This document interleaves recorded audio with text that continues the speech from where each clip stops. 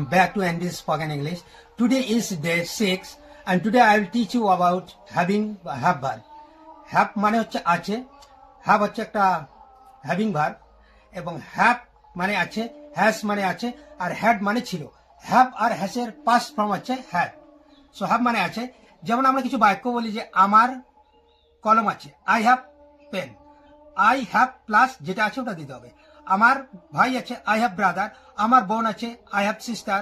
আমার প্রবলেম আছে, I have problem মানে সমস্যা আছে। আমার টাইম আছে, I have time. আমার বাইক আছে, I have bike. তোমার বাইক আছে, you have bike. তোমার সমস্যা আছে, you have problem. তোমার ভাই আছে, you have brother. তোমার বোন আছে, you have sister. তোমার টাইম আছে, you have time. এবং এটা যখন আমরা নাবাচক করব, have এর পরে নো দিতে হবে। have প্লাস নো প্লাস যেটা নেই ওটা। যেমন আমার কলম নেই, আই হ্যাভ নো পেন, অথবা I don't have any pen. I have no পেনও ঠিক আছে এবং I don't have any pen এটাও ঠিক আছে। আমার ভাই নেই, I don't have any brother, অথবা আই হ্যাভ নো ব্রাদার।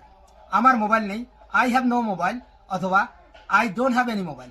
আমার বাইক নেই, I don't have any bike, মানে আমার কোনো বাইক নেই। আমার টাইম নেই, I don't have any time. আমার সমস্যা নেই, I don't have any problem, অথবা আই হ্যাভ নো প্রবলেম, মানে আই হ্যাভ নো প্রবলেম অথবা বলতে পারেন I don't have any problem. এটা হচ্ছে নেগেটিভ। আর যখন আমরা নাবাচক এবং হ্যাবাচক দুটো একসঙ্গে করব, এর মতো হবে আমার কলম আছে কিন্তু বই নেই, I have pen but I don't have any book.